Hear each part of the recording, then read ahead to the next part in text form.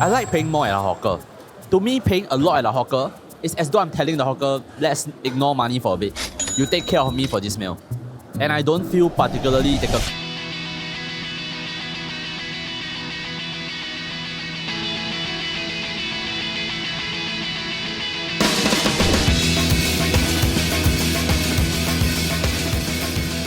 We are now at River South Ho Nam, one of the legendary names in the prawn noodle scene in Singapore. And I had this before way back when it was in its previous location, I want to say. But now it's shifted into the venue in this really nice aircon place, which I have to say, cost it some of its aura. You wouldn't think a place like this would serve very good food. Hopefully I'm wrong, because I got their Big Kar Prawn Noodle. The red leg is a very famous prawn variant, known for its bouncy texture and good flavour of the prawn heads. It is sort of the do-it-all of prawns. However, I also got normal Vaname prawns on the side because I told them I don't want pork ribs. The soup base is looking a little worrying. Let's give this a go.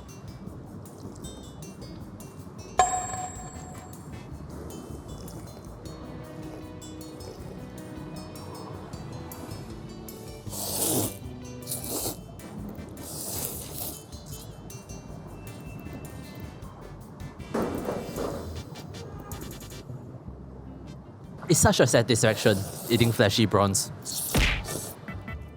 Having it side by side, the Angkar and the Vaname makes it more obvious. The Angkar is more seafoody, more minerally.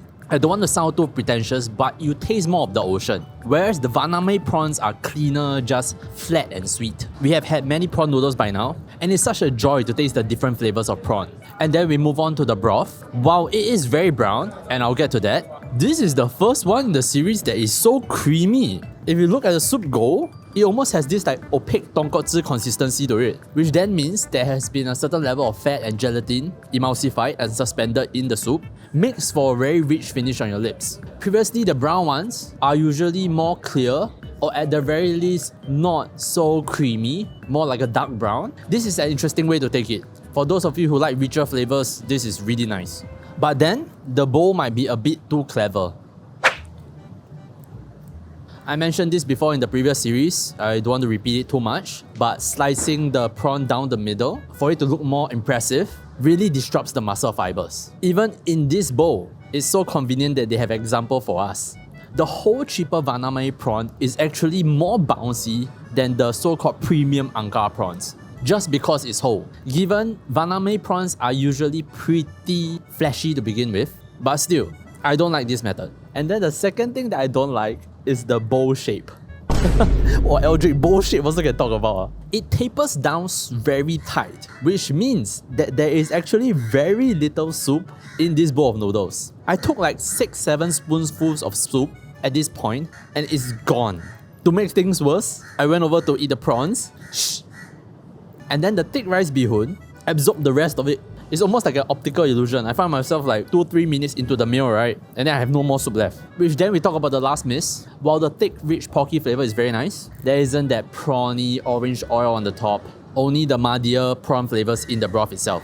Which is a good time to raise the nature of this dish. I know some of you see this dish as a marriage between prawn and pork, in which you're looking for a balanced profile instead of a prawn-dominant one. You might also be interested in intestines or pigtail, but the way in which I view this dish is prawn as the main.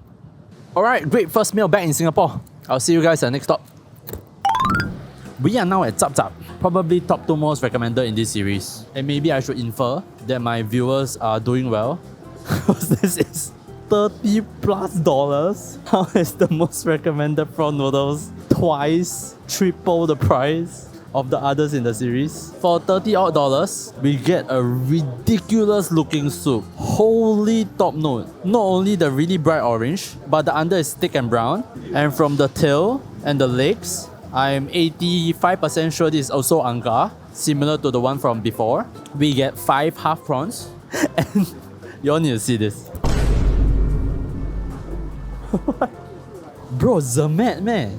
So much noodles. This is twice, if not 3 times the expected amount. This whole bowl is noodles, eh. It's not buoyed by soup, eh. Anyway, let's get it.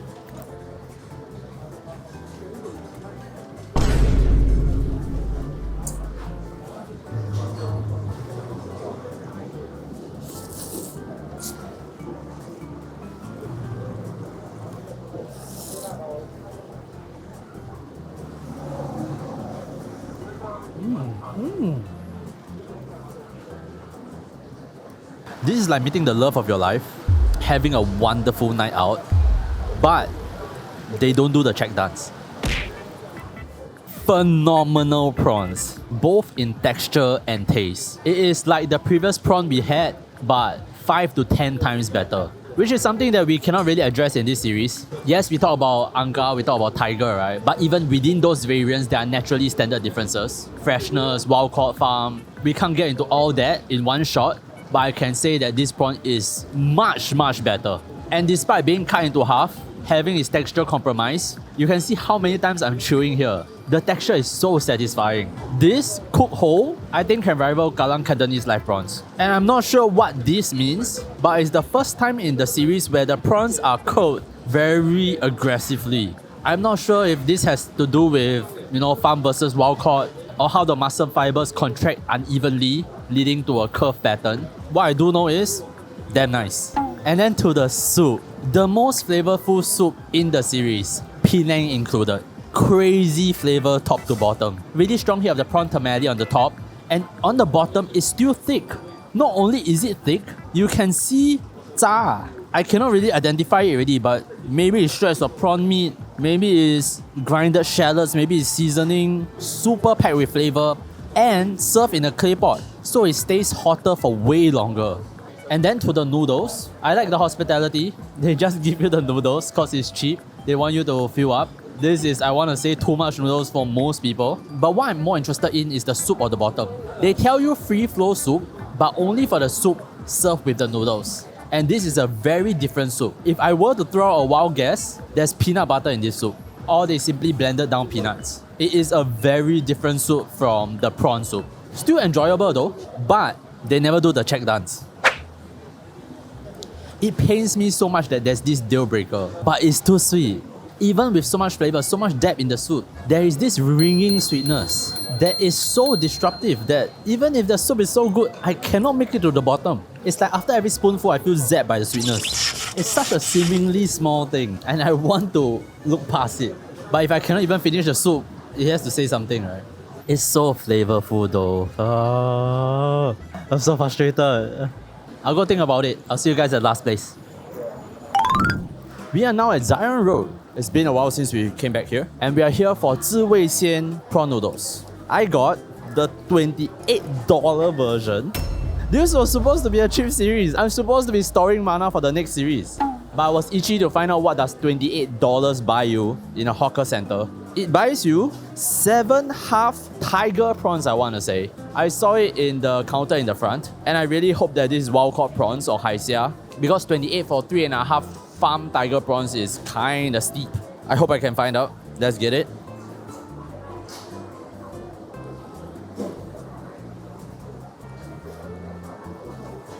Wow.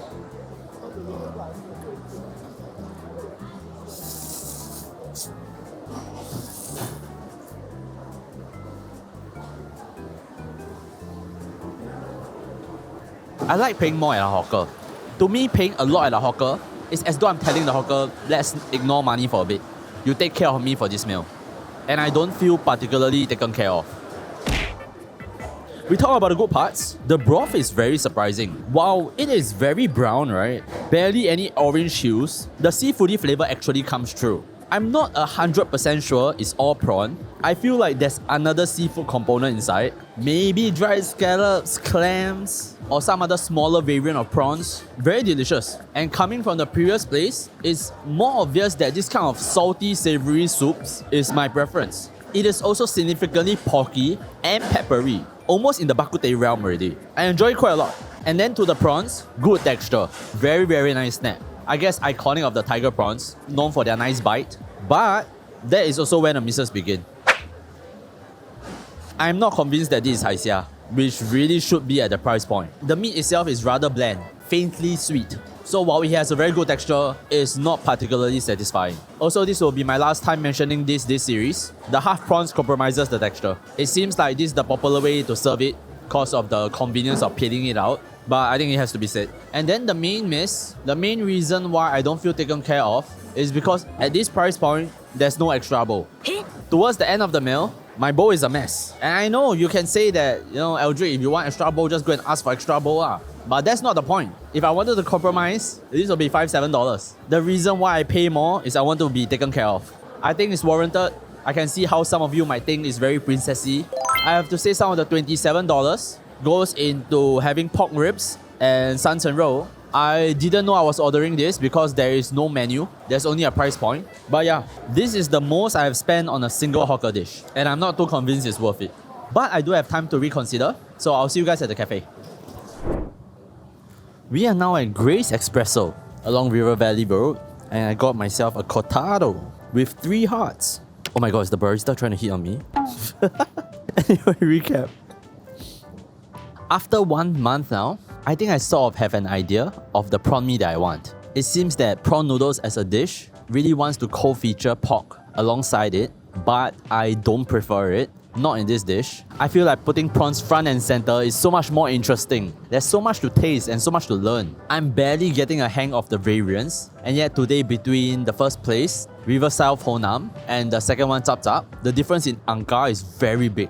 And then compared to the taste of the tiger prawn at the last place, it's so interesting. Like previously, I wouldn't pay so much attention to the taste profile of prawns, but having different variants back to back, the taste becomes more and more obvious. And probably because in any other dish, in the usual hawker space, most people are using vana mee because of its affordability, of its availability, and its decent texture. It's hard to say no to it as a substitute. But like I said, with a dish like prawn noodles, where prawn is almost everything, at least according to me, it's been so fun. I want to talk a little bit about the last place, Xian. One is that with that $28, I knew what I was trying to buy. I was hoping they show me a really good variant of prawn, basically. I don't know whether the cheaper options buy you the same prawn, same noodles, just with lesser amount of prawns. Can somebody verify that? But what I will say is, maybe it's a user issue, but I don't taste that $28. And then second question I have, is it possible to ask the hawker not to cut the prawns? Is it an option? 虾面虾标切. You think if I try in the next episode, I will get scolded? But wow, very, very fun. We've been at it for a month, right? It feels like we are just at the tip of the iceberg. I want to eat more prawns. 1 plate I'll walk for the prawn noodles, 2 plate I'll take a bus for the prawn noodles, and 3 plates I'll go anywhere in the city for the prawn noodles. And the prawn noodles today get 232. I'm gonna be honest, I'm learning a lot as the series progresses, so don't take me as some kind of expert. I'm learning as I go, just like you guys. But because of that, I feel like the moderation might be a lot come the end of the series, because the standards have changed so much. Especially so when next week, we have arguably the best yet. I cannot wait for that. But for now, thank you so much for watching. I'll see you guys in the next video. Bye!